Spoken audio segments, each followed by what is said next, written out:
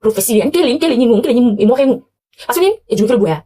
Kristo tocho le inclus, ocho le mi, on le sora pariko. Amo ko le sala simi, asiko tozo asibangba asikele funwe, on ko chiwa. Kristo tocho ya siame. Dans ce live choc, Agbassivi Damron et ses invités décryptent sans filtre la situation actuelle du Togo. Opposition, pasteurs, imams, diaspora, sensibilisation. Pourquoi le peuple togolais est-il découragé? Que faire face à l'inaction générale? Entre témoignages crus, constats amers et solutions comme le port du vendredi blanc, cette conversation brûlante explore les blocages psychologiques et spirituels qui freinent le changement. Une vidéo qui bouscule, interpelle et donne la parole à celles et ceux qui en ont assez. À regarder d'urgence sur Africa BV. Ouais. Profesia, nkele ni mo henu. Asuni, e jumfele boya. Kristo tocho le inclus, ocho le mi, on le sora pariko. Amo ko le sala simi, asiko tozo asibangba asikele funwe, on ko chiwa. Kristo tocho le asiame.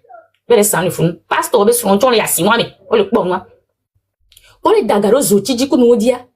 Ezoko les gens les kwami cha, e gali yedi, o le choncho la ple, o chonda ple catch pa o le kwami. Parce que les gens clip, on les en ventilo. Mais c'est comme ko dagazende essence a dia OK so mo le choti cha. O cha o ja jami ko chi ma ba choti ya. Jeunesse sur les church ami. Jeunesse sur les deux amis. Donc, amesia me les deux problèmes.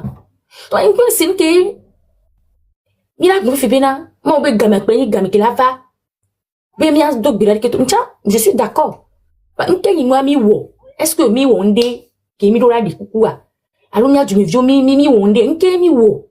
Et jusqu'à présent, ou ben, moi, on gamin, on gapo, encore les deux, 2026, il y a encore des, quand on a fait les 2026, mais les filles, et les jeunes, les juin 2026, mais il y a encore deux. Yo le toni be, miro la gbatro, dok berakio. Nke mi lewo, alon ke mi po, alon ke mi mlewo nyoro, alon ke poto, alon mi, c'est mi da trop, c'est nke c'est où le problème? Parce que mi le glonia, pastor, tu vois, mi le do problème. Ne dom le du amoa. Kami, dati va no joga, kakakai. Church abe budget like kola te wo en nous le church am kaka ye nous la so amisia mori. Va ne mi soto gobi majorité amisia me le church. Ngale degberedi bale gbrin. Ni to ke soto mi amisia me le church. Va ora glombe pastor mo na politico. Ke soto mo na politico. E mi ada ti nu ya ngba ko mi gba de mi ka mi de pastor to mi mo ke mi wa mi de keke mi be pastor ba le bible. Pas un autorité de pepo. Ni be ha me vide pepe. Bava zon autorité.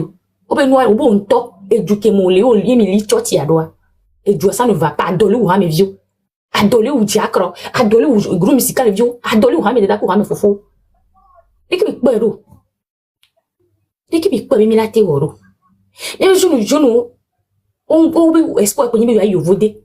You vote, si je le dis, amon le dit la jo, amero le dit to la jo, et ben ma Burkina do Côte d'Ivoire, amon le nyam, m'di ame sou bon jo le Togo. Ye nyam so apé alentour ni balo a. Amon ko jo sou bon. E wa nye wa. Petit ame bouchon, on la ba te va témoigner be yo chon be comme amon jo, ame si ame le jo. Au final, il a dati Togo pays vide dans mes ko. Ni son bato et mi a reportage de Gris kuma ebe mi a. Et so mais nous a micro yi copier mes funwa obo dagaro sanja gali amako le mli gali acha obe akute ko don yomte le lig yobe gali yo gali gbalbo ko ni enu minimum ko la te so dunu vite fait a ko la te ku ko lu nke nkute na ni ko gali mi ko le glon gan ni ko mi le glon mo ko maka mi le va gali to gbalo dia ame o le na le be yomte le me gali yo parce que dagaro sans dit copé me wa ke be jo le funwa e java va bila e java ya fili pepe wa donc Rame dado, rame fofo, il va nemia pour mpo. Mi o mim le contre me le pepo. Mim va fi, mi va soit si so toi me le pe dibe de keleke. Nya me ko mi le ni ki so to mi soubon. Mi soubon parce que chaque dimanche to aya fona. Aya pona, mais c'est me le tu pas mi. Chaque dimanche il lo me non a déserte parce que mi c'est mi do ko. On aussi battre fi gba. Le ke baro soubon le ko chon soubon. Ba, chochio, kodo lonato, et moi me toma, y caractérisé Togo. Et moi me toma, y caractérisé Togo. Lonato, be govio, le kaka kope, kon me. Chochi, Ou les caca bafi bandé afi ou copé ou meke et zoom to chambre ou to tu font la passe toi. La so ban ya no afiri kodo kon pa chabe ho. Ou le pou kakaya. C'est bien beau, nyengbo inyo la. Voilà ba dolé ou jumevio. Ou bene ke no andi va lu fifiari. Et jumevio ba porle nous sur un pochon date po. O soto gwa tro zu royaume. E ko gwen le vegbe mo to so royaume ale ko gwen royaume le vegbe mo. Yem si.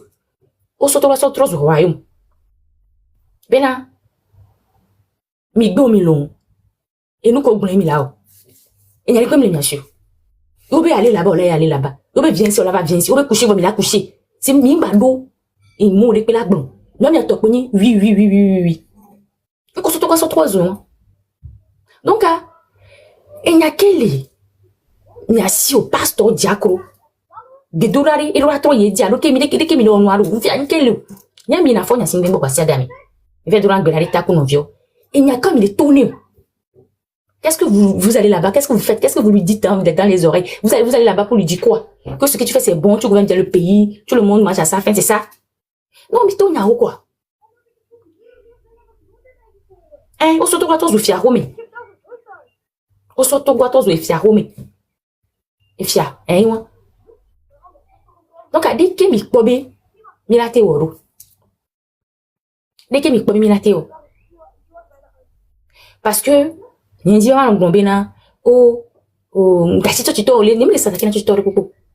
Voilà, le fait que le gombe et du amile nous voit mille non, non, neutre, vis-à-vis de ça, l'on non mille, c'est mille les, on dit que quoi, l'on mille quoi, mi jola les cassebe, mi tati, amoko païen on bole ouais ni ya ibe noire chrétien on va lui alors tout quoi les diviser en deux, les chrétiens sont à part, les non chrétiens sont aussi à part. Non hein, fait mi ami ouais alors on va amoko la ouais be noa pas son il va profiter à dire comme il a profité à mais asia mais maman là là ça nous et dit mais là va dit mais là encore il dit yo obe 1/10 na appel salaire yo ve ça nous au pas 1000 francs on a 100 francs yo ve ça nous au pas 100 francs on a 10 francs et nem no les N'est ça semble il est gâté on date job parce que 1/10 on est calculé aller non on a 1/10 les appé aller on dit nous ça semble il a siamo on a double ma nous ça ba ya alors qu'on dit on nous ça ba il automatiquement que ke ojo le torso asibli bois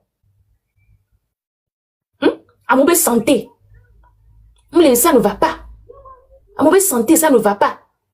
Parce que quand on dit à machine, qu'on la soupe pas, mon machine, comme le machine, on le vide. Même au bénin, il dit des vies prématurées. Couveuse, que mon dans bébé viol doigt. Ou bien couveuse, mon souci, c'est un tocho. Imagine, mon dit vie prématurée. Couveuse, que mon a dans bébé viol, couveuse, le il y a trop de béma, ou il y a pas couveuse. Qu'il y a, au vaut de tort, diaspora, le sort, équipement, va, ou les bloquer, ou pour aller. Ben nous va du amare dès qu'on la pomme nous tasser là ben nous tasser là ben nous dès que mi les bon sur nous anchiro et moi j'ai la battre mon dogbera on dit ma secret sous toi pas si ramène mi va pour ni mia c'est benali et du avait trop toi de mi les dola lo mena me ko di amo comme trop di mole ouais ne ben nous amo ko to di mole ba bia le ke o tata José me le toji bonsoir tata José demi Yo, Agbasivi, bonsoir. Bonsoir, la tata José. Ils sont maintenant. Bonsoir. Togo menyantoa, egboglo budo nya, voa. Nkpo budo ma unto, nkpo budo anyigba wolo, make wo dipo wa anyigba, nkpo budo nuke ntin le bule doa. Ni duko ya. Blola o tite, o to wa me tochi o. Obo be gbe ya. Tochi menya be yo ma hu tochi ego dimanche ha me vio no so yo ajo ye amegbalo le ngbe domino ni afada o le nko pass o pledo mi keke mi tua mi akpole ke enu la yidoda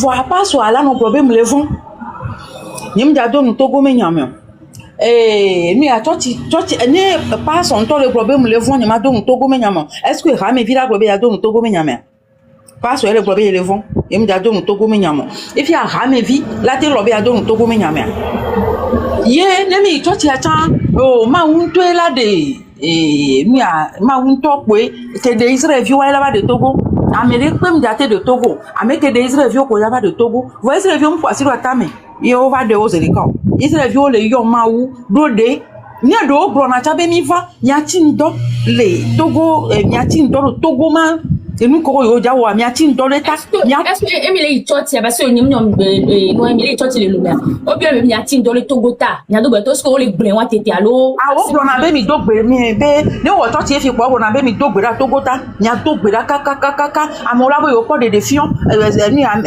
ame ko pona de amola bo yo ko de fion be to hun le da pa be hun le da pa do Togo ta be hun le da pa Togo manigba le éléphant vie allo ni ayo ko be anigba le VVCC me be anigba le VVCC me avi fafa kwa dukle dudu amedo la go be yo po hun la ni so to ya o be hun le Togo apata hun kore anigba apata ji mi apata mi po yo le do gbe da o be mi c'est pas soit les pop bien en fait il y a des que ma on le connaît pas soit be bawo genre nya continue nya be dra no yi nya ke le fi eni bere ke fi fi aka oku drone ne o nya be ne o gbloma o glo nya ni no gbloma le ke mi la wedo o la glo fi abere mi ha me vi wa mi no le ke yo glo la wa yo no le ke no mama no oku drone fi o la yo me tam ke ni glo la o ame acha be enye la glo ame acha be nyem le ja glo enye la glo ma fa ku a ame acha be yim ja glo le ke mi awe o if amesia me le vont kaka je bébé vieux dîner la home fia yo le wo live la home ne son on va to ko le blo to go be nya la to no se de ka bo no to la on to le ma home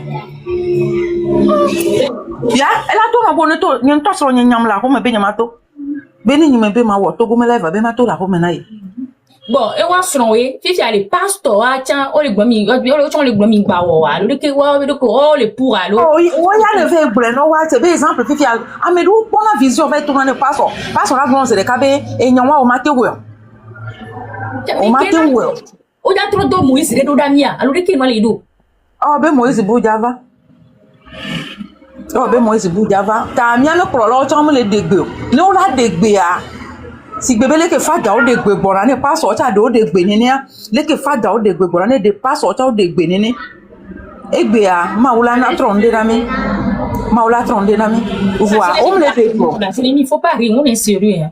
On est vraiment sérieux parce que ce qui se passe c'est vraiment profond quoi c'est très spirituel donc les pasteurs disent que on ne peut rien faire nene ni so bo be mi ngba to be mi no ahome exemple be o bro na mi be di mi ngba to mi be no to le wo ame o be mi ngba to je kike no mi no ahome ka fi odoke ne le wu mi le fi ngba na ahome chon a alors le paso ngbo be nya ko gbe nya ke o gbe bro ko mi original me de be original origi munyi nde pe ampese yo be ame de pe ngba odejo vode esku enya wa e ton le o la so bro nya allez c'est vifia o la brobe a obe o brobe mi gba to me le pe gba to ya fi de po c'est ça voga ke mo le pas so ale bronya amele fun ke gba jave brona mo be ne pas so yo pe to no yo be yo gba to pas so ado problème o la tu me church o la tu pas so me church peut-être o la le problème que les miens pour les filles ayi won ko be to go mi le a enyo pata e chakado de meji bibi sebele ka mo le bidia me yo meji bibi mati o to go mi yan lo sebele ke mi akudo tu gbeje vi ho tata mi le wo ni wa poto le si live e ji o la so to go mi yan mi le se a e ji o la so to go mi yan amele pe mati so emi a me le ti be so po anu ne jeji se de ka mi yan yo enu ke wo enu a 60 ans Amérique comment ça elle a 2 ans la so nous y a des il y a ça le pasteur ne peut pas sortir on l'organiser prière on doit organiser prière pendant au moins on le nani ko bo mu lo prière ami daje oh enu anya ngba lese nko lo laisse nko me fi on l'organiser prière na mi bena ya to bra au moins semaine pour le Togo tout ça là on la prière là on la prière on la ko mi tin do 3 jours de Togota mi wo 2 jours de Togota o le we e nwa ya o le we e do la gbo be e pass on to de o la titi abe yo ayi gbe mi do Togota amo le we ki ngba me do le a o le we est-ce que pasteur be le regale funu parce que no le dogbera o le sérieux o le dogbera no be dogbera le regale funu bon nyabe e ga ko be le ko wan o so le spirituellement au travail ga so le no o le ko ya ça peut bloquer les miracles de Dieu ça peut bloquer les choses nene be le wa je m'attends que na wa ya be o le hoga ko mu le hoga wa mi manya ne no Vo Togo menya agbasi bini mi jawe mi we sérieux. Enu ani no. Me souhaite pas bene Togo mbujo anyama tito, nyama nanyo. Ne Togo mpo jirudu anyama nanyo. So ko evi on totan, mi de bro le fi anu ko di, do du ko mi nu me pata, elle a agi do mi a jeunesse a dit, elle a agi do jeunesse a dit. Mi en 2 jours la ko me so mi on to.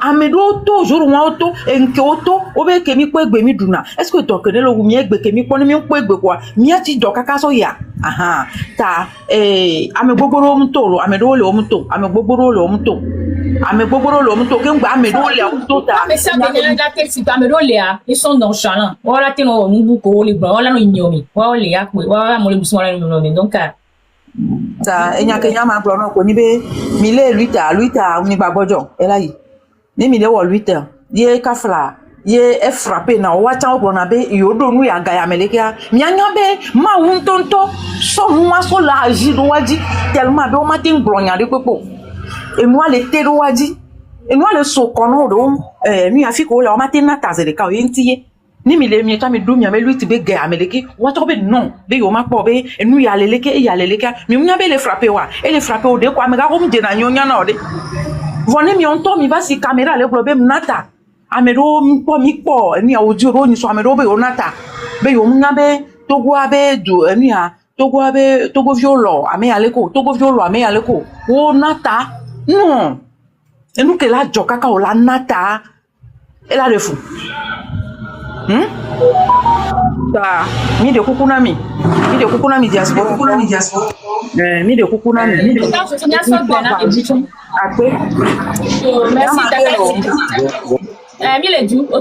Merci beaucoup.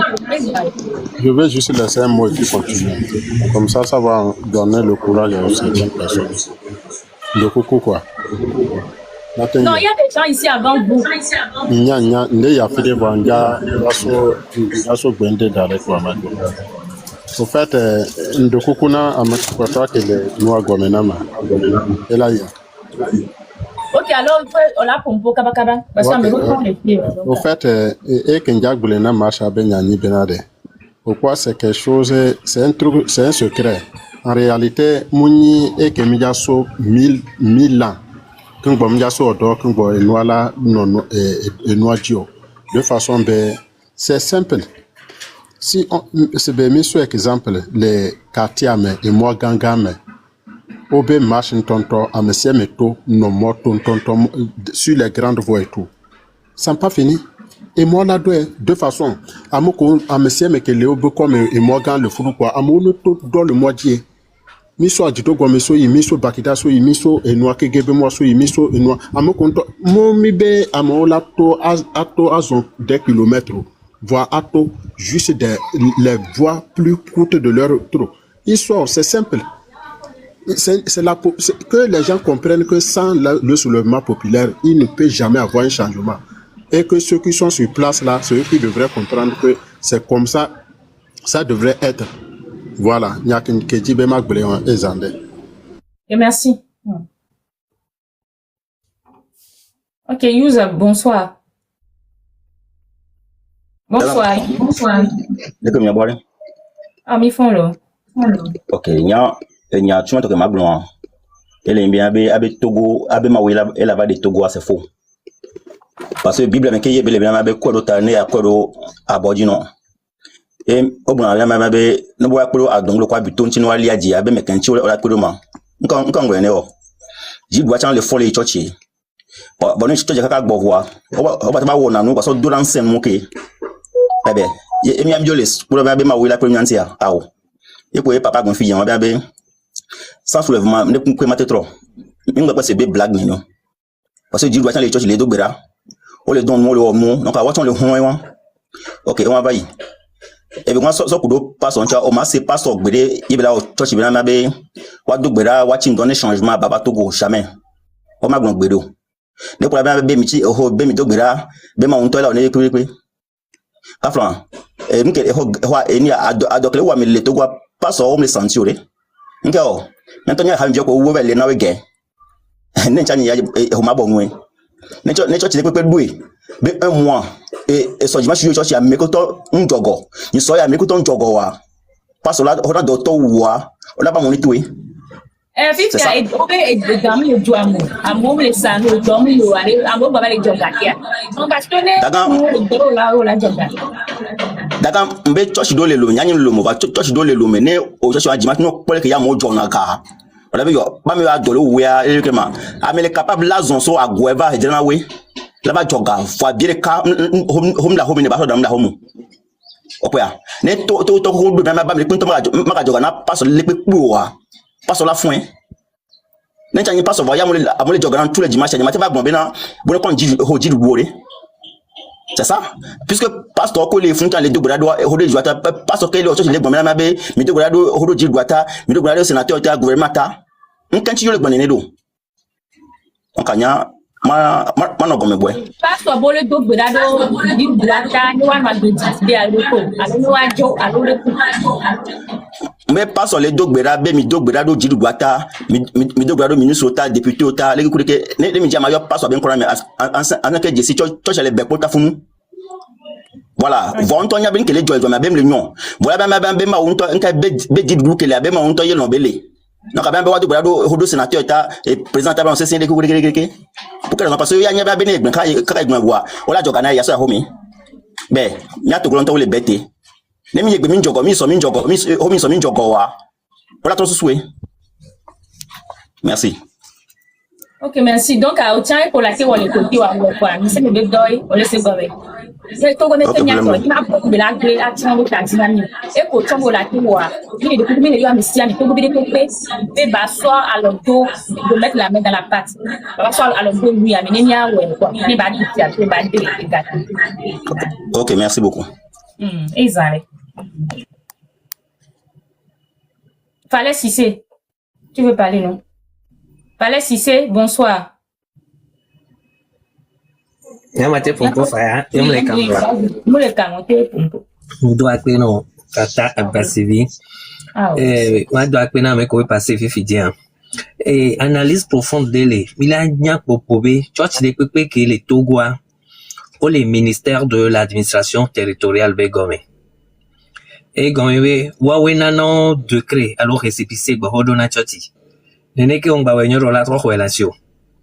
Elle est bien fière, nene. Ce qui fait que justement. Ce qui fait que et au mien on a été trop relation. Donc il n'avait pas stop beau toi même presque on a donné forage fifidien le konyeme les manasi et quartier derrière et ça m'avait roma on la permet de m'arrêter au sitien.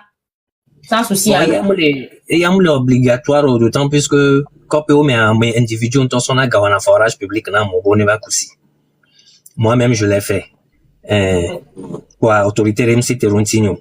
Seulement on a d'autres chotia quoi, on a administration territoriale. Ouais là non homa bo la doué.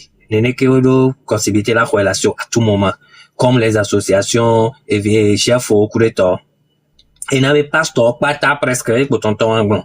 Beolani opposant quand on va prêcher les church hommes et changement ne va Togo monsieur Fognan si belle joie elle est de l'utopie franchement mate kuraro mon les jono pour les wabe si ame bo wa glonya ko wa bo le duba wala te to gbera be fo mate to gbera Fognan si belle jo wala chama te normalement on la te to gbera be changement ne va Togo munya be odona gbera le church olo faut avoir la paix au Togo. Ah ok. La paix au Togo. Jukololo n'y avait pas so boro toi bi camere blanc tu na gbera jukololo ta we la me saint correcto wate kolojwa ye une chose tan yibe munyam nyorebe pastor gan gbogbo ko le Togo a o ina jukolola gbo enhuno gbogbo gan ko le Togo a o ina jukolola gbo imam gangan keken ko le Togo pra gangan o ina jukolola gbo ye viole gomeno donc c'est un truc que et de fou vidéo là sur lutte d'eau alors maintenant alors là on est prêché mais ça ne va pas au Togo. Bon l'autre chose et Togo vit sous bon y avait ça ne va pas parce que ouais doya yo la dole ou là y avait ça ne va pas yo une vie dit be fait difficile bon va mais yo là y avait ça ne va pas et violer school ou tele tout school fait on va retourner les tuyaux les passer ou les premiers on l'encadrement non nous pour la nya ça ne va pas donc il y a plein de choses qui dit que mon les yo agriculteur au souffrance. N'y a ni toi qui le pour non plus de 6 ans ma d'agla, j'y arrive pas. Carré moi dire l'aller, carré moi dire mon diao. Carré moi que perte en perte.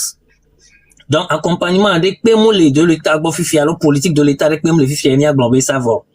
Donc un coup j'aime chion quand mais on dit tiens alors dit je sais même plus.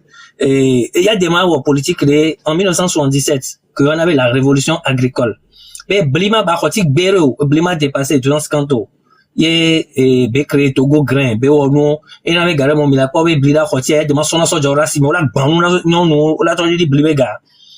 Et bien avec gouvernement actuel quelle politique belé ou vis-à-vis de ça y via non moins cher dans la population. Ah oh ni soit essence bahoti blida baidi denrée alimentaire ou la baidi chauffeur ou et gada baidi c'est mi janto la batro ko gaidi correcto donc pour dire que togolais les pépé y compris so jo badagba on le subir que les joie tout le monde sait que mi les doyens ben problème que nous question quelle est la solution ye mi atotole aya dudu meu ya yang brabe aya dudu enbe mi la tole mais enbe fort dans sibele jo franchement nous que yang brabe changement do va Togo vio ba gbe mais quoi hein Togo vi Togolais qui sont, mais on a très fiers de nous-mêmes. Et mes Bénin, mes Ghana, mais on a dit que, et bien, mais nous sommes les plus risés. Hein, t'as mes boubou, en semaine, de lundi à vendredi, midi salé, Togo, mais à quoi fait que Togo là, là, les cadets viola, Tiogo, mais Sorabi. Hein, et bien, mais les Togo à 12 envios, 13 envios, on joue un vinon. MCL Togo, on découvre un souvenir, non, bon, non, lo. On y avait solution à qui mais ne tout la changer à fond il y a la jo opéra ok d'accord des vieux et vino qui beaucoup toi et vino parents les poliki voir il y a des les parents si nous kentio nous les oré et des vieux avec les toko de cadien et betel les 200 500 va yo les dounou bon à mes beaucoup yo qui ne on les conscient mais ça ne va pas est-ce que on y avait yo la team yobe du non et pour pouvoir il en a yo la tole mer et ni question que biona do koyin d'autant plus que avec les cris les appels tout ce que les gens disent et bien mais Togolais bojo tellement que j'ai eu ce temps de sillonner le Togo d'aller jusqu'au nord d'aller à Palimé d'aller à Nairobi ne ponya Togo fi ke nyami ko wo réunion publique wo de ke kudwamo ben kele jomo yo c'est Togolais sous bombe nous mais il m'a dit wa bobodo lia wato eni bena encore il y a plus rien à faire ye on magbe va datu quoi evo au cas contraire yobe Togo to mi o journée morte journée en pause m'kan quoi parce que yo ya ba ide ni na yo jo we dunu il m'a va datu quoi evo et bobodo ya va me ko le glon il magbe datu quoi yo bien be égaler c'est les clés tu me l'avais ah famille o memerele la teve ple la va dame la be awo o disi amerele hihi ami la va ple ko la va dapo be atron be awo oh non vient on les rêver à mo bon les hein emi le joie quoi changement de ba va mi ba pata me ba gbe me a et bien préféré ne ma tote et ben 200 ans il y en a plein qui sont dans cette logique amedoua bobo ri tian gbale a obenam ko ma ouye la disoti la va khona mi le Togo ye maou ma be divorce quoi evo et ye ni pasteur bien ya et tu to bien que so to population de soit même maou ma be bon c'est fini quoi et c'est fini donc les nani non ils sont nés quoi et na ba mon temps yo be mi va Togo en pause on da respecter et mi va de modi ni o bololo on les a respecté parce que we ma ko la va sauver du et ne quoi les nani et va Togolais ha veillé wan lo et ha tongwan oh mi le vont ma no mi ato viaji po yem di la don na wa mi krika eh ba so nya wa bana mo ye le vont ma no etonye viaji wa tonye vi wan dia me ke le gbonya wa no be tonye vi wan dia amo le po so ye ke la bi o 100 francs et au dogo le modi so la ni so la to no be a o chale ke nko am fo ye lo et les son na into à moi wabivi aller dehors on te le prépare c'est à molo voilà bi là no to via dit mi gba gbon de pepe na in tomaseo catégorie 2 à me botan wa we wan ken boy hado le ya oh mi afofo trai mi to Et Nénéa, je vais aller manger moi aussi de l'autre côté. Donc, et donc, les Fifi dit, comment sensibiliser toutes ces personnes et les mettre ensemble? Il y a nous qui là trop, il y a là le changement va bavard. Et ni inde qui a béton romé ya odo. Il m'a dit à me deux groupe de personnes on la se focaliser au Christ autordi. À me deux la se focaliser les gens qui ont peur. C'est vraiment pas qu'on a été au dodo à mais là se focaliser à me que oui, on les globena, genre ils sont découragés quoi parce qu'il y a des personnes qui sont découragées, trahison tout ça, ils se sont sentis trahis. Donc allez, il m'a été ordonné à me ça me baler ces genre de personnes là. On va pas dire qu'il m'a été ordonné parce que il n'a pas qu'on dit mais ça mais là t'es sur le discours des camps parce que là on est dans 3 phases en fait. Voilà. Donc le discours qu'Emile on a avec les voix et te voilà avec les globena, ma ou de quelle année va sauver Togo. Et bah, tout venant avec le gouvernement et tout pour là, da, voit même d'où les calais. Dès qu'il est déjà au noir, puisque là, on est déjà dit, tout est mélangé ici, quoi. Ah, bah, globé et d'or, et pour globé et d'or, venir au là. Il y a d'or, oui, ah, mais c'est l'on t'a pas tout vient vite, même les d'accord tout vient, que là, MCL là. Faut y m'a terminé, gna. À mon labé, Togo en pause, mais la pauvre labé, à mes boboré auto. La solution que je propose, et peut-être que Foufou n'y dit là, c'est une bénin. Fifi Djenari, à mes siam et les Niabenari, il doit dorer là-haut. À sensibiliser, il n'y a quoi. Mais il y a quelqu'un, mille bédio, mille ahoyo, yato, miso coré, mais chuchuban quoi. Miso pouméré, mais chuchuban. Miso et village de chuchuban. Y'a on te pour un village, on te pour un école, mais on te pour un camarade, on te pour un collègue, on s'est que comme bénade, mais rêvier, il y a des boss ou soyez, quand on met un, mais là, non, rêver de changement de banane. Sinon, il y en a plein de réseaux sociaux, bon, en dehors 1000 abonnés, 2000 abonnés, 10 000 abonnés. Mais quand tu vois les abonnés, beaucoup sont dans la diaspora. Beaucoup sont des étrangers. Et, bien sûr, il y avait vos gantons, que les villages au Néné, les nuits à dit, il y a ces messages qu'on l'a tourné. Alors que, à les vos gants, les villages des, les nuits à dit laisser. Voilà, c'est n'est que bon. Au lieu d'aller vers maintenant, ses frères, ses sœurs, discuter avec eux. Bientôt. Et dire, bon, on coûte 2 milliards, pour bien, on pendant chaque 5 ans. Les billes où est pour les doyens, on a conduit mon lot, nous, là, on va commencer à devenir nombreux. D'autant plus que la lutte a plus besoin de ces gens-là que Bobo les diaspora, par exemple, que Homme les Dagbo. Diaspora, toi, au rôle les la jouer. Très important et hyper important, je ne cesse jamais de le dire. Par exemple, il y a les Allemands qui fidèles. Avant de venir en Allemagne, peut-être j'étais à Toko Ranko. Et à Toko Ranko, j'ai des amis, j'ai des collègues, j'ai des camarades, j'ai des amis d'enfance et autres. Oh, non, venons. Il y avait mis les doigts en temps. Il y a un balena, mi chan, d'agnon. Attends, il m'a bon, il y a semi à gombe, il y a boss ce soir. Et là, il y a dit du pouvoir. N'est que, voilà quoi, mais tiens, la tour, on vient les bénis qu'on a pas parce que Founou Besso. Amérique, on vient les Vaugan parce que Founou Besso. Amérique, on vient les Blita parce que Founou Besso. Là, on commence à redéfinir une lutte normale et efficace. Némia sort comme et dit du doigt le changement que mis les dit les Togo Viobag Bemer. Sinon, on peut bel et bien crier fort Nancy Belajo, mais Amérique, il avait fou et Joe Nénéoré. Ndi la naï Belajo. Yé, et Togo Benoît, maman de Bonnessant, 62 ans, alors on détaillé à Merlé, on a dit, il y a une pépin, les diams, pépin, guéné. Togo, situation, pépin, des cas qui est animé l'union de la population, l'union du peuple togolais. Tout en sachant que, ils ont sensibilisé les rêveurs qui disent c'est Dieu qui va venir. Ils ont sensibilisé les rêveurs qui disent que, et tu au lavada, qu'un bohé, du la ils ont sensibilisé ceux qui disent que, opposant au trahi, doit se bon, il y a fait un préférément de 2000. Au moins que, on tournera toujours en rond jusqu'à ce que Miabe Vio Chan, ou la bava nos situations, mais il y a monopolisé parole sous bon. Ok, d'accord, coup, moi, ça n'a pas de analyse week-end, après. Merci beaucoup, MC. Ok, ne quoi, là, il y a donc, ma dernière, quand même, Vas-y. Ok, il y a quelqu'un là, il faut que les filles aient un beau toit.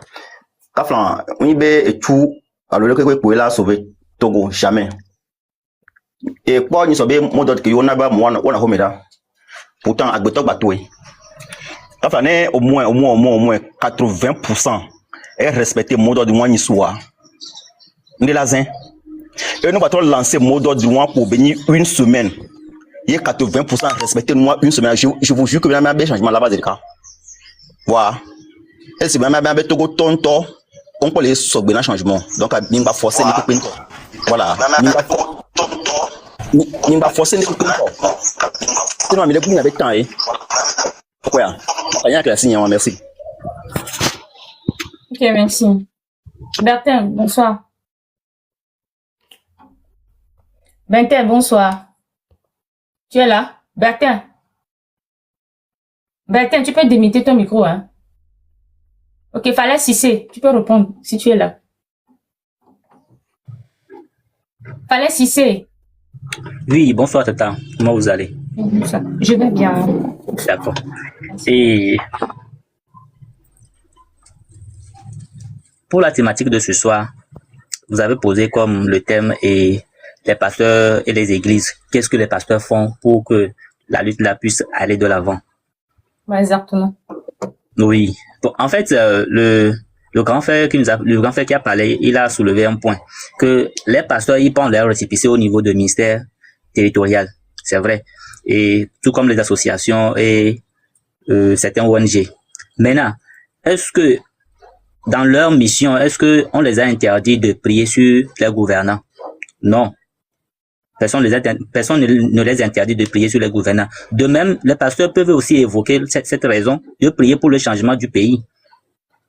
Vous voyez, non? Parce que c'est 2 poids 2 mesures. Puisqu'on ne peut pas être dans un pays et dire que si un pasteur prie pour qu'un changement puisse opérer, on va l'arrêter. Mais de même côté, dans le même mouvement, le pasteur peut prier pour qu'un dirigeant soit toujours à la place. C'est ambigu. Donc du coup, si on peut nous dire que le pasteur va rester toujours, et si le pasteur peut rester neutre dans la lutte, c'est-à-dire dans sa mission, là, autant rester neutre et dire que il ne fait pas la politique. Ça, c'est compréhensible. Mais demandez au pasteur, puisque la dernière fois, nous avons assisté à l'investiture de l'archevêque de Lomé et la cathédrale, le nouveau archevêque qu'on a amené récemment. Après son investiture, bien sûr, il a prié pour tous les dirigeants qui sont arrivés, que ce soit les députés, les sénateurs, tout ça là, tous ceux qui sont, même les gens de l'opposition, il a prié pour eux. Mais pourquoi? Il a prié pour leur stabilité. Mais malgré que lui-même, il sait que c'est la même personne qui ne dirige pas bien le pays. Mais pourquoi se tordre le cou et dire que ça dit prier pour quelqu'un que tu sais qu'il ne fait pas le bon vouloir de la population? Bon, nous, ça nous fait mal. De même, quand je reviens du côté des imams aussi, bon, chaque vendredi, nous assistons à ça, hein, parce que moi, personnellement, dans une mosquée, moi, j'ai fait le scandale comme ça, j'ai fait un scandale, puisque ils ont failli me traiter d'impoli, mais j'ai dit ce qui est sur mon cœur. Parce qu'on ne peut pas à tout moment nous dire que un imam ne peut pas prier pour le bon vouloir des dirigeants, alors qu'il voit le même peuple qui est en train de souffrir.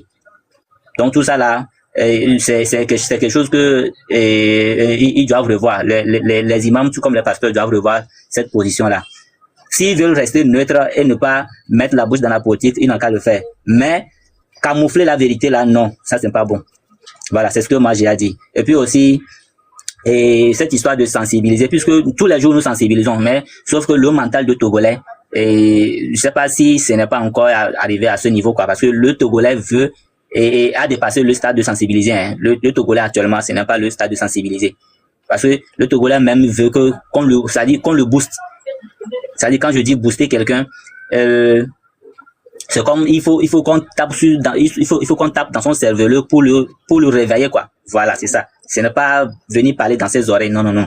Parce que le Togolais, le stade que le Togolais est arrivé actuellement là, et il perd les pédales. Le Togolais perd le pédale, c'est ça, c'est ce que moi j'ai à dire. Donc, merci beaucoup. Ok, merci beaucoup. Maintenant, à part la sensibilisation, tu veux qu'on fasse quoi? Puisque la sensibilisation se passe sur les réseaux sociaux. Actuellement, c'est difficile de faire porte à porte. Tu veux qu'on fasse quoi? Tu as une autre solution?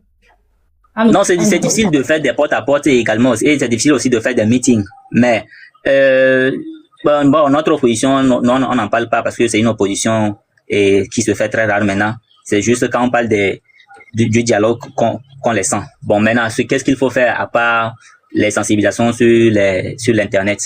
Ah bon, ça c'est quelque chose que je vais réfléchir à l'avance, hein, puisque actuellement moi je ne vois pas, parce que pour ce que les grands frères aussi, Ferdinand est en train de faire, ça va mieux, ça va, bon, ça va, mais il reste beaucoup parce que lui-même, il voit toujours que ce qu'il fait, parfois, ça retentit quelque part. Mais parfois aussi, c'est comme, il reste encore à faire, quoi. Je sais pas si vous me comprenez un peu. Mais dès que tu as la solution, tu vas nous revenir alors. Oh oui, ça c'est vrai, c'est bon. Merci beaucoup. Ok, merci beaucoup.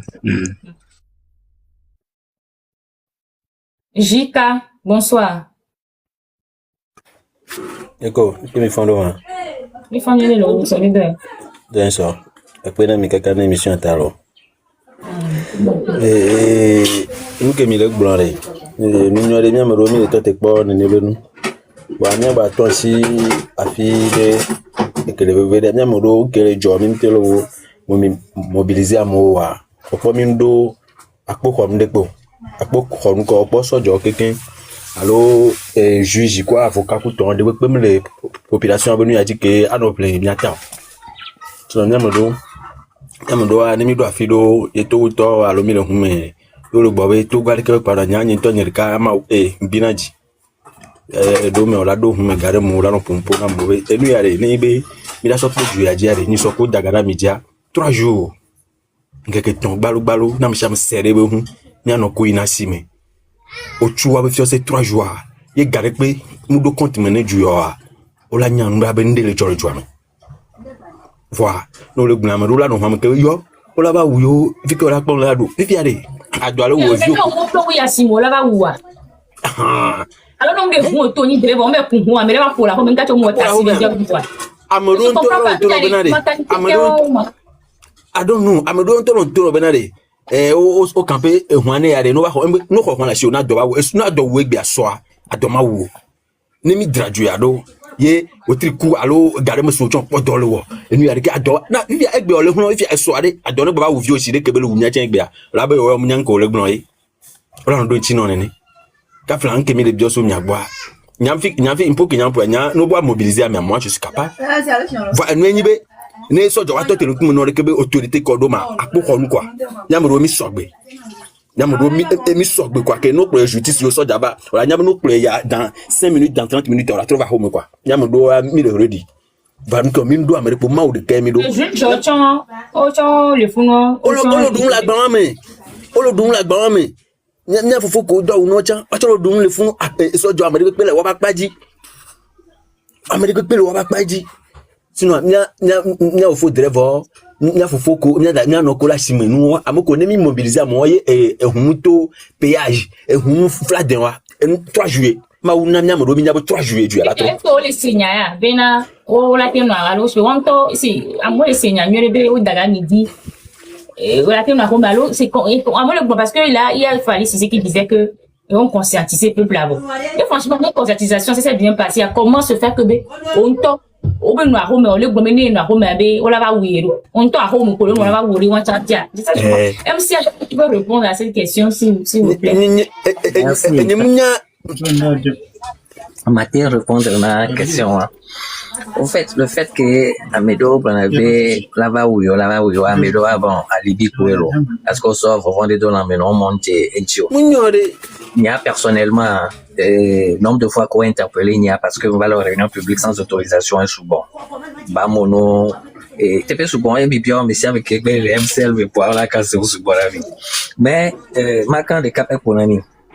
Le préfet de Bamono m'avait interpellé un dimanche, mais les logos domés. Une petite réunion, et quoi ça, Jova.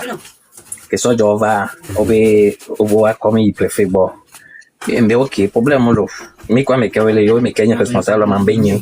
Mais quoi, mais quand il m'a mis le cas, pour le donner, mais pas mieux. Il y a un son, ça, je sors mon, pour le donner, pas me faire, quoi, non. Mais quand il préfère, mais un dimanche. Il préfère les biens, il y a il a réunion, hein. Nous avons réunion. Bien réunion, mais valé, ouais. Et bien, nous avons une autorisation, ben non. Et c'est un bon, ben, il y a réunion, là, mais les barreaux, mais il y a autorisation, mais barreaux, mais il y a même clôture à oui. Bon, est-ce que bien là, il y a la autorisation, bon, il y a la réunion, qui a même clôture à oui. Et la fiche, fifi. Eh bien, non, fiche, en quel va les blancs. Donc, il y avait à Douami. Adole ou mi ben yami le blanc yo ko so jo ko va ne bio se ke mi boa o pa mi le fun poti ma Donc bien donc non on va réunion mais là dès que on a tout les mêmes yam et réunion mais là avec l'eau domaine qui va faire il y a même pas de l'eau potable et bien réunion mais là que mi bana mi to fi obo mi canson cui kaka mi ne to go drapeau ne so rabi be mi d'abord réunion les et be tu mais par rapport na mi abe ha o be mi do récépissé ma be bi do récépissé et on se fait 1 million de réunions d'eau amener Samia o Sami oh les quoi mais toi Samia toute réunion que mi on a quoi ni sont to mi ba o de les vogan kaka mdo vogan du avec aso joto patrouille Ken ba mi va réunion total et ameba ho parce que mekeni président na mi ha le vogan e ba ho mi on aller so do lo patrouille kaka kam troto le vogan mi oh non donc et lui a évidemment il y a les dona ou les temps pour me suna bon comment ça fait ils sont courants Nyam c'est dans un kenti au dans courant comme il la nyago français ba tiens elle est efficace elle est très efficace bon jusque be et so mi on a do so do va na le mia kaka mi ou erreur et de par exemple là ati gomelo et vogan meke ba file ati gomelo voilà et moto fun le romadi nous que jo le commissaire Ayombe monsieur Olympio, vous avez réunion à B ati gomé B dans tous les cas vous avez mis tout simplement parce que n'a fait moi dire même autorisation et on tourne à mi tomber on va pour réunion mais on va faire moi dire reste à vérifier il va vérifier et il fait moi dire ça veut dire que laisse la porte donc il y a un tout ami blonabé amédo les miami au filer na peut-être information au filer la mèche si belle ko blona voilà nous quello il nous coller avec sérieux avec sincérité on le boule funu be ouais yo wa nya to nya ko se bole la parce que nya on coller nya to de que o interpeller mi go borelo fa mi to jona même jour ye nous que mi le blanc ko ni be nya on mi avec boss soir et ni nya be dudu tant que et min po bosusu ke mi la mi solo de que mi ya koyo mi modio mi ore ko npe wa pour le moment continuons un travail d'autant plus que mon analyse les nami sans mi retourner sur le plan national et mi comprendre la mentalité togolaise ye mi sensibiliser à mes deux au problème en 90 en 91 92 93 94 moi j'ai participé j'étais pas aussi grand même participé pour bourrer les Togolais de ce temps là on tourne à tebe chopo là-dedans. Les Togolais de ce temps-là, hier sont genre les poids mais les tokwen rankoa, mais la poe badagoto vana, mais la poe beovana, mais la poe kodovieto kopeto vana, ni kona kweto vana, yep les jolly badagomea, mais la poe amon ovana, et nabe, et nous non bien, et la preuve a apporté changement souvent. En 1994 par exemple là, on avait vu ce changement, opposition en majorité, le parlement, avec Edem Kodjokudo, Agboyi Bobé, élection Kouya. Nous qu'un changement, nous d'autogovio bac de la trahison de Edem Kodjo à cause d'un poste de premier ministre là, Mitch Patide qui va régler. Il Togovio trop le conscient. B, Yobe Union, il a apporté une à tout moment. Ça n'a même pas besoin de 3 jours. C'est bien que tonton J, HK Blanc. Les jours, mais les blancs, il faut un travail. Ça veut dire que ceux qui ont des ambitions, à occuper poste les politiques, mais alors, il y a au gouvernement. En fait, à Nyabonia, mi confié dans politique de Luitaro, par exemple, les bonnes gabe, opposition en barré que opposition, il n'y a tout gouvernement que les lois. Il n'y a par exemple, je ne fais pas la politique pour devenir quelque chose, je ne fais même pas la politique, je fais une lutte. Togo vile pepe que il y a les lois.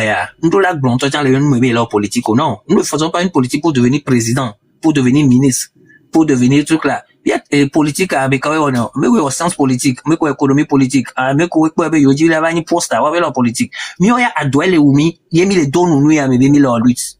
On ne fait que lutter. Le changement avec B, il y a obola ya quoi mais que là du dia et là qu'on le doit vraiment. Il y a changement avec B, il y a faut si bento blanc, là il y a minorité de s'accaparer na richesse na joie. Effectivement avec balene kakava de B. La preuve a fait été des tout américain avec 200 millions, 100 millions le compte dit. Pour Amérique les dit si puis ata pour la noix moule pas Amérique les dit ebli agban de cap pour la noix moule pas minorité ou qui occupé poste gangan on les rebond d'essence faut les coques essence il dit mais quand on les coques essence il dit non et pauvre population ça doit les mais on les plaisance zembiato les mais drève les mais Voilà, à un moment, il y a une kelo, point d'essence pour ça, dans la station, quoi, donner là, là, zéro, ma ville, quoi, ils continuent leur route. Donc, une kenji ma bon pour bena ye enuke ye poto déclic de poto que la togo vio beta gome et ni donc ne togo vile pepero la wa. Sinon, on peut créer belebo, on va trouver que togo vio mito ah togo vio mda poto kio. Ce travail tipi atadam ebede bewo. Parce que mi va donc couper togo vio bag bebe on va toquer Jean-Pierre Fa prendre moi na putato. Ce travail dont tu parles là, puisque il faut aller vers la population, il faut leur parler parce que parce que le message au moins sur les réseaux ça passe et les gens disent que non même les noirs non même les kiwai genre mais quand là amoko là parce que amoko l'engagé là au don on me soubonne. Ce travail dont je parle là excusez-nous nke togo vi ole hia be yo atovo nke ole hia be no yo jemo me o ma la me de pepe o c'est comme yo so Burkina Kengwe place comparé joie il y avait plus de 80 quelques morts voilà nous que jo o de do lycée noi yo so Tunisie et Boudé quoi mais ça les motos l'étudiant ville il so jova gbambourene et devia so essence à kokore ko ti 14 euros ko e ko to Mohamed Bouazizi Tunisien be malon Ben Ali Jo Amedoku Evo et bien changement les et Jo mais donc problème à muni be et togo vi mais au fond benano le ya les vont en boula le ya yo da kotan be o de darenai et on les va sauver y a que JHK les blancs mais chez nous là do juger le fond comme ça nous les ya mais va sauver merci tata et JHK bon parce que je de pem les togo que nous les dum les fond c'est impossible merci ma mais le juge à le tribunal à darena wa o ya le va sauver wa il colle au point. Non, t'as quoi, mentalité qu'elle est assez bena, il y a les dibena, il y a tes hommes, il y a on est nous voix, et les dibena, il y a on les garantie na ben on les ya. On la ti va y on la te dépendre. Ah tata mnyere ka excusez mnyere ka lo si amagbogboro o lo gbo amado le gagba me gbe a o ma si gbalo e o ma si yasi je iwaji o lo pe to ko fi gbogboro nyin to nyin to tan nyere ka o pe amagbogboro le gbe gbogbo avocat de pe mu le défendre mais le juo o lo gba mulo amerique pe mulo o mja bi onya re pe to ka fi ko je be po ko le MCL Togo le gboa e ya ma si be nya me le gbo e le gbo me la le yo le java bobo alors o gbo lo lo nke ma réunion ya propose a do wa menti va no le yo a autotanati yo o interpellante on le na yo me le pe mi na prison do po gbo be nke mi va ko to yo expliquer na nke o le wa et ouais c'est permis de faire on to la paix à Rome alors il y a un quartier au mais la té bon il y a un problème non faut ko jore que les po be na o po ma o pe va sauver Togo o tu na té pour ne be a o merci tata ba civil comprendre eh a fiole que les blomé non ya me le vont y a do nyon ma kura ya me vino le va kucha ya me la té to me o ngba kucha ya mo si a mi la té we mi su gbon me bon soué et bon au fond mais o changer mentalité na à cause wa que la côté non changer mentalité na profite de la côté na wa et nous qui mis les blancs et on soit jam les lames on même ni to o ni le moi mais que to les lames donc pour le moment mi parce que mi les dia bientôt bien en sensibilisation merci donc allez au podio ni driver essaye na pompo ni nya driver to alors ni immédiatement au cha pompo ni regrouper immédiatement pocho ke wa oya wa to pe pe ni nko bon ni a te kucha me fond donc o que sende gomel hususu non parce que si tu dis pour moi les jollifier amelo to lève amelo va ipo mnya ke mi le bon amelo to me laisser amelo de téléphone amelo de galer préconnexion il faut que le message puisse passer sur le terrain puisque le terrain en dit non les gens jolli donc ami bien mot ko mi o mi le sende gomel nya te de ne gomel mi no vi ko cho ke la hadina nya no ko la sime ke mama ko cho ko la sime o me le sende ko gomu wo so gbale mi bo po nya kucha ya me o cha pompore mama ko jesi la si ya me ngba no fo be obe ne mto no fi be jo am le nyu ora ba le mo aw oru to la po mi polo ma so mi polo ne mi po to ro mo me ku poku ne popo o ma ti ba po ale obe na nka ti o le pompo se a pompo npo interdit we alom da dia donc enu ke nyen be ye le we be on po le ni nu o va fi ko ti tele po be ya do mo me ko to e o le o nda do afo kala la di ko va unya pour le moment nka gomo se non vieux ke npo se gomo wa de gomine ne ba se echa e la d'accord ku do la mi le do gbere ka parce que pour le moment mi po le do gbere ko ame boucha les deux gagner ça les deux mi ko le do gbere ko ame le pom mi ame le pom aussi Donc, les terrains, on dit, il y a un dos de cas, qui est un moment, il y a mis sur le donc, et d'ob, be soso wa ngba yin be foko jore la be togo vio mi to muga hion togo inte pe la jore ke pa togo vio la be we sumi ni a même e gba yin a élection togo vio ko cité a si gbere ke chuchu douadi en 94 des temps forts de Yadema était très puissant et la battu jo voilà en gens dispersés maman de ke tom les femmes là les gars mais ça mais on ne sait pas là où on va faire il y a les gens qui ne comprennent rien du tout il y a les gens qui sont là que on les glomé ma au là-bas mon il faudra que wa pour donc le terrain a dit on peut les lamer yo va bora ko le me le pompo soit do wa me nti oh yo les hommes su bon la le yo ma so ame ya o soja o la le voyez on talk mi bo familialement la home les de nous comme na mi on no o mi ato do le wa me to lo sora bia ko ya de ke mi o mi ato le me o ma te les réunions dans les domiciles ne sont pas interdites au Togo. Oui, réunion de famille, oui, on a les copains, ils chokome, ils sont dans le chokome, on a été boire le chokome, avant, on a un peu de ça, Ibanette. D'accord.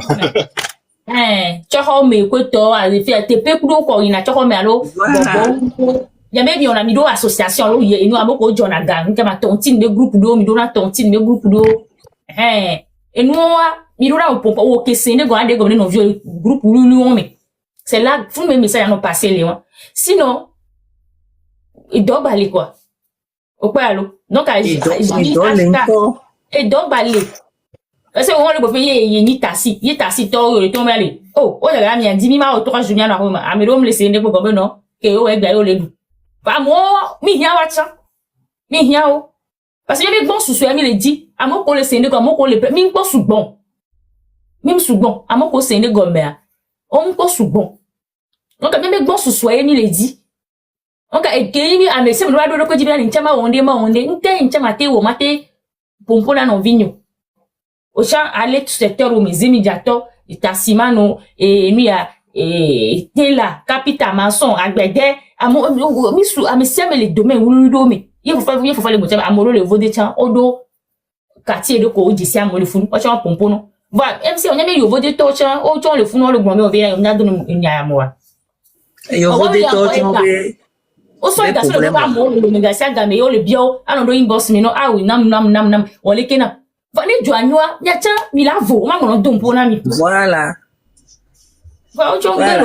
même pas ça on a nyari na yo voter no yo voter le groupe les mais gogo réveil nya kan glo no be fi que mi gle mi no viola ya mele la hwe be mu camion on est nowhere vacances pour là-bas donc rien on va nous à la file vale ya home abe adole ou la saison tale que les gomme non intama quoi yo be la rin couva non voyez do chon non et kaka non vi voir et cour mato les meuri donc diaspora mon appelle non très souvent be na de Togo be nyane kan voilà mi ba vacances ava do agbe ajo gbere ka gbon adugbe over non vi ka dole wa et la va be afion quoi et cour to les me et vi o cha ya me donc Togo situation ni kan me si ame bele mi akpata mi awonde il y a des changements de bava Togo vio bagbe et bateau amerebe jojo mato amerebe jojo bilato afiro mais le pays a besoin vraiment de changement qu'on dit on l'équipe qui même mani nya yeye magba c'est d'abord de beaucoup garder l'eau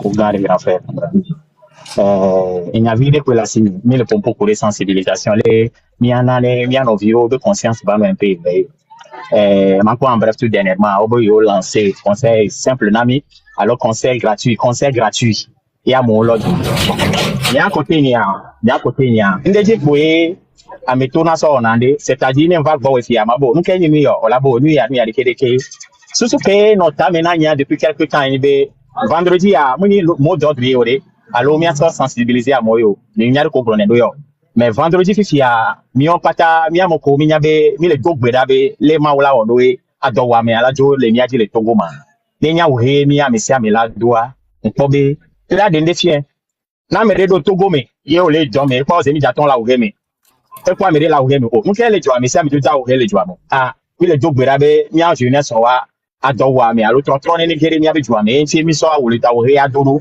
et moi déjà bon les nous un peu moi et les faire parler parce que nemi kwa demi talk beaucoup mieux non ina des problèmes et nous aimons pour non parce que nous réa et pour n'importe à vie et nous réa pour n'importe également ni à nous pas comme si nous qui va n'importe va y les deux connus et là où mi a jeune ou mi a fait non s'exprimer même temps à nous faire so na yo da o réa no bi o va o ti on doit o réa ni tam da o réa pa to me ko ji o mi le Amérique la ada me encore le nyando wala be to de ko to ba mu le nyon de déjà so to o réa ba ti ke mi le do fi da gbe ya mi te le pour de alors mi te le divulguer message de alors mi te le passer message de la o réa be do me wa vendredi à tout le monde na me sia me la simia o do no he amejo ko so du tava le dava ple noa o la bi onya sekwe ki o senenia mi le do berane tu ata be 30 mi le do no he ado ko wa chon bana vendredi o le da do no heva e la webe mia to alo mia fofo fora e la tonde si se ngombele do football e fi kebele parce que mi on jeunesse so wa ni ma pompo wa ba ha no wa e ma excusez moi mais on en a marre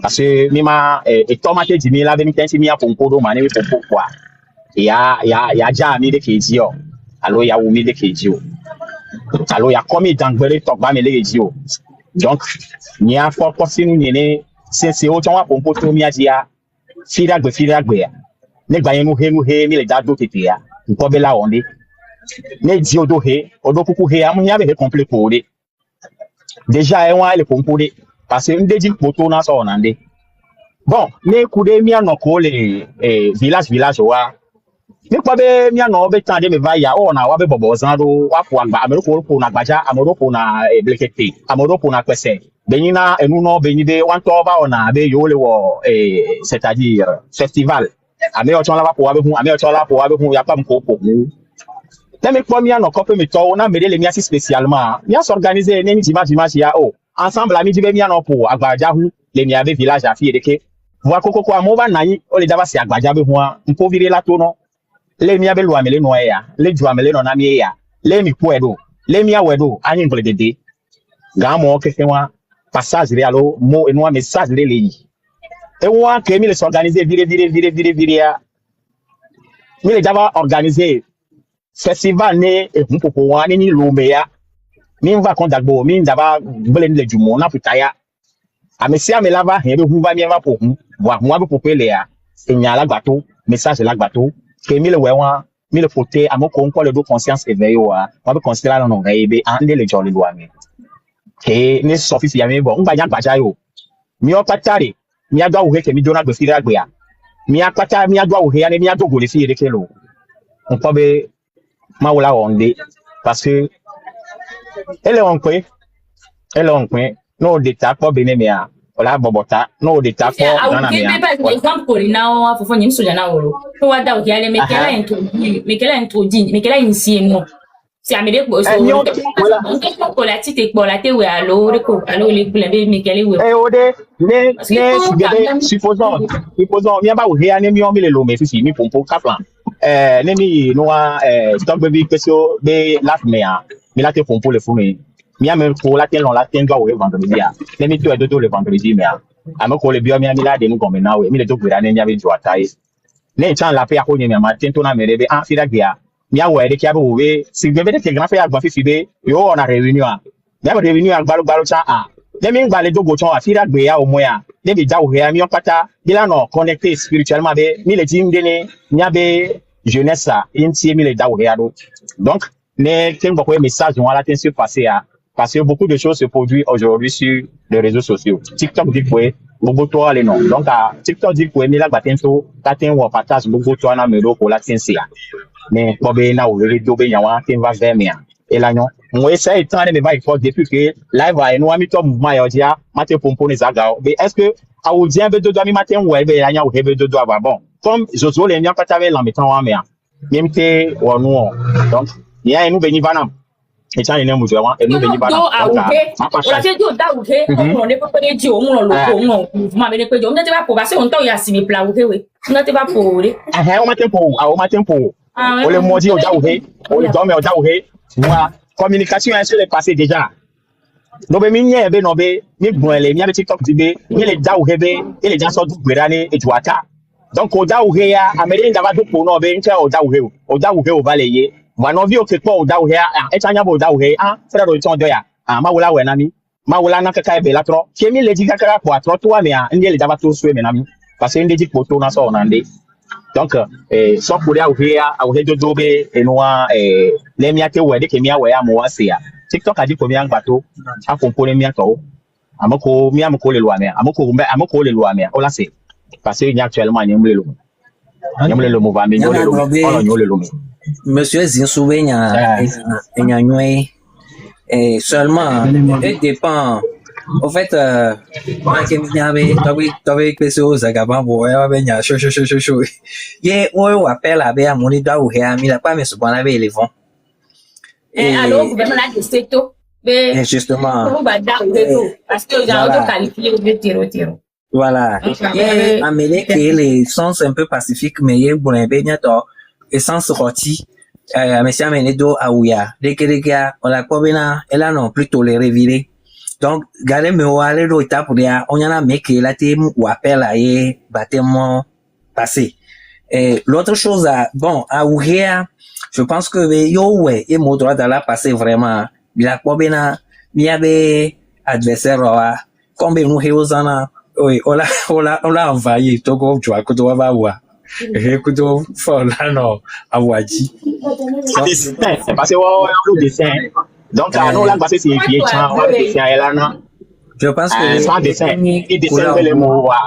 et on peut la signer pour la tête douille alors on la signer elle faut mais là elle a créé ressemblance avec elle a créé ressemblance avec elle a ouvert du collant dit comme ça non idée à nyon to voir bien dire ça couleur vous il y a pas tellement de sensibilisation pour même une sensibilisation qui avait fort non parce que il y a un type de gens pour les sortes paroles il y a les bana et stonio parce que il y a un temps moi chercher c'est là possible à m'avalorer on va y pomper pour faire en temps de va bien mon contact ou une activité et on allait pour toi ami va bien ami les sauver comme les pronoms en simple il y a message bien champ et mais sur le ami va bien choisir à vous pourtant il y a même les types de ça les coups fort bien mon mi panel dit durant 2 heures de temps jamais le 3 heures du matin mi no kame obi ebe fofo mi afofo to ameso gbare de Kenya la gbati tropa yin gbejo mero ma e bi ebe na bi nyina ni kona da taji na mi o so na ka pa ni donc ni agbon po be mi ngba be mi le oso ana wo mi so awure awure ya ni enu gboro zon ni bana lo enu agemi monsieur Zissou comme les blancs à Ouhéaré comme les blancs Ouhéaré on va répéter qu'il y a de la manière dont je connais la mentalité togolaise aujourd'hui beaucoup ne vont pas accepter la couleur blanche de Yadou on a soufflé on a à mes toi nyanye toi tu as hanyeme à mon là long il est noué pour la président les nani et bon bleu au dona et au récoudot bleu dépend les deux couleurs marchent de pair. Il y a des que mes manières de à me voilà traiter mes bébés mais les à moment dit. Ah bon? Bien sûr. Ah on donne un hit hein. On donne un hit bam to. Alors de boire. Pour nous mais pour ni personnellement ni toi tu as le matin de nous là au mode et ça c'est vrai actuellement il y a le meilleur on envoie je vais les voir maintenant le meilleur là ben on est deux hits quoi moi aussi je vais le partir il tombe dans nous tout le temps même au doigt de nous aller si bien s'associer dans des que il y a mon on alors ado il boit c'est oh fa jaune fa gris fa et cendre fa et ne peut fa mais il kudo rouge et les rouge ni na et venant coup par rapport à PNPV non na meilleur au ton avait dit quoi hier on l'a associé n'est par rapport à régime a dit il y en avait il voulait se caber il est finira il boit on l'a dit il boit aglon clair be fichier entier mi bien monsieur amener do iboro aya kele do entier do iboro o ma le o tune o donc ele ou entier do iboro o ma le o tune jamais et nous il est ouais là home be la badie encore bien que la pratique non entier do iboro on pas besoin mais On peut bomber amede tabou kwa amede munyon amede fifi amede oh et lui elle est woman intime do yibo aroma exprimer pacifiquement ouais ni on consoler la belle togo renti oui bien chaque vendredi mais ça non da wibo no chon pon non vio no be do yibo on a bien keba wibo fu mo chon na to on la bien ele wa et donc vendredi amene ko dina le togo e su bonto asi o me ame ça me asi ko dina vendredi ame ça ne va se me kwa wibo on a te ba nyo be jo ya ko ma si o dina vendredi ni church ole icha ndo wibo so church e on da te gbe no be nka to da wibo ba church alo pa so la nyawa elle est claire bon il y a tes sortes couleurs wibo pour il y a ce jour c'est une manière vraiment bonne manière de venir à se sensibiliser stratégie à nyone à se s'exprimer à ton âge pour le ça ne va pas stratégie à nyone c'est pacifique en plus on peut jouer mais on peut on le pompo on te daoui on le macho on te daoui bo chaque vendredi et ça te rappelle la souffrance que tu vis dans le pays justement mais on peut dire c'est on essaie que on le boit mais qu'on va daoui bo le va gbemer le Togo donc nya pas idée à nous ni mi idée à nyone ah mais ça le daoui bo quoi voilà on te nya ke ba wi bo o doa on te reka onye on le vivre mi a pas mis à sensibiliser pour voir et amoureux va les tapa et faut non be ko to be ti a bien to mi to wibo faut jo pa mi blame mo to dra on a bien mo da wibo mi la on a pour la dit si amezuzu vivre vont ouais les blame lui en fait il y avait body pour sans insulte mi a to les sensibiliser mi a to il est arrivé fidien comment la mecho il est arrivé quand même comme prison pour non les soins mais c'est quand on to les so arme des nombreux le soleil on ton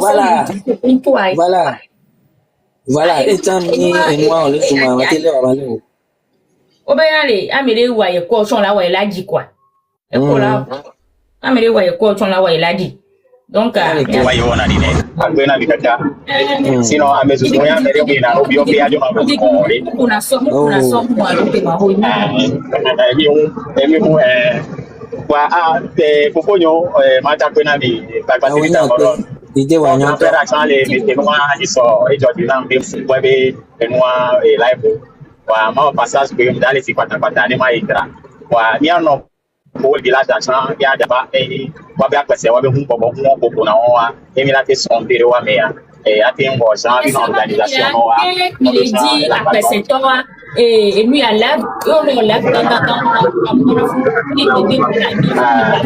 pour quoi il a do apese to be bobo be ba be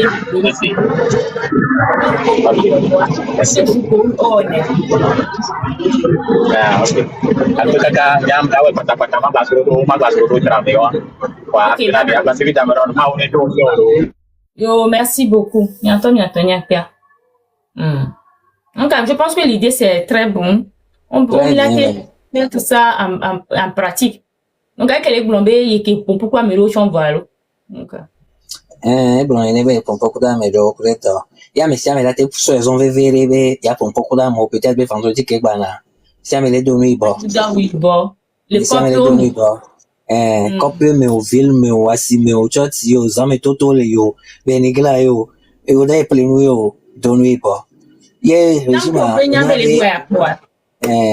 bravo vive ya to ko via ben que jamais Amérique pas via comment le do nuit bon nkide le joie elle avait le cas mi va nko mi do nuit bon oh adoke le o miare e o bia mi se do nuit bon e chen 2 euros oh nya welo e vo mi achanga to inso Amérique do inso et président de la République là pour yo to ko to ba do nuit bon e yo nu le wo nya o déclic elle va vraiment et voilà parce que me do la auto mito yo mi la va go la do nkati mito ma on to da wi bon la ho ma me ko nde ba to no mi nkati da wi bon o ma do ita be da zu amede so jare o mi da zu amede ko même so jon tan mi hion le youth me so jo ton le di changement wa ton le di essence khoti wa tan o le pele bli ile khoti wa be viola ho me o le gbedi e de viola la dunu e kweto donc nyanyim bien bien be ha par exemple mi mo zona so jo parce que il la lutte a besoin de mais quelle famille mais soja mtolo alors soja on va descendre même nous sommes tous des frères et il a témoigné changement de va vraiment il a considéré bien comme des frères même unir tomber mais famille mais famille mais amour les unir mais crée que mila o ye watense aya ki mi o mi le do agomo bele wo mi la bon non Ils vont comprendre. C'est des humains comme nous, c'est nos frères. On a les mêmes mentalités, le même son d'ailleurs. Quoi, bleu, quoi. Nyanyonebe, obe ma obe mi kokwe do kolonu, ya korota dinami. Bleu, ma onyabe a peuple ya, fifia, on les unit. Si bere que nyabe hymne national, deuxième couplet blanc. Dans l'unité, nous voulons te servir. Togo ba da dans la division, nous allons te servir. Et mi pour nasi akor dîner, et non a inspiré ne. Bebe que mi la va, non, dans l'unité, il a pas bena. Et on colle gobe kongbe togo violi dapa anigban le oreke anigban kedimele yemi le poids dans hawa yemi va unité wa me quoi changement avant tout douceur mais le paiement ko on chama kongbe dans deuxième couplet be première phrase dans l'unité nous voulons te servir adama gba sibi ape no kaka yin to cham le do me gbele o ojú owó pé lẹ́fà c'est compagnie náà bìbí àpérò kàkà wẹ́lẹ̀ ọ̀dọ́ lò tẹ́ máa jọ jìnnà tọ́ máa ń lẹ́tọ̀ wí sí yóò dábẹ́ gbà ọ̀bùn pa náà ńlá náà lè nu wa máa lọ sí ìjà lọ́ba. Akpẹ́rẹ́ mi àchá. Tẹ̀tọ́ Jiashka àpérò náà lò ó. Akpẹ́rẹ́. Ejúrò mi tọ́ bẹ́ẹ̀ mi àgbọ̀nà ló lè yín bọ́sì. Ok. Abonné ne poade. Et là, on retourne. J'ai HK à s'abonner dans le Togo. Grand frère, et là, non pas. Il y a quoi que mi la porte à sito benyara. Parce que ta sito, il t'en vivre nami. Ya chaque fois n'endo huya mpolo. N'endo huya mobiliser na o n'enu ya rekenu on ento yamablo. On ento yamablo. Na fo nko. Yemi on lo kwa ma so do mi le groupe WhatsApp de na ya ko que nyata mi fonctionner na loi. Il y a pas de problème. Yemi akwata nya on de kan sa. D'accord. Merci beaucoup. Bonsoir. Bye bye.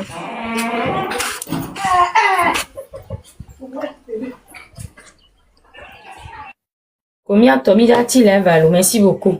J'espère que bien thématique et n'a bien Amérique planée. Après n'a mi kaka. Donc semaine à mi baruta, mi la grava ko sujet beau. Merci d'amour ko partager ko do amour ko tapoter. Bye bye.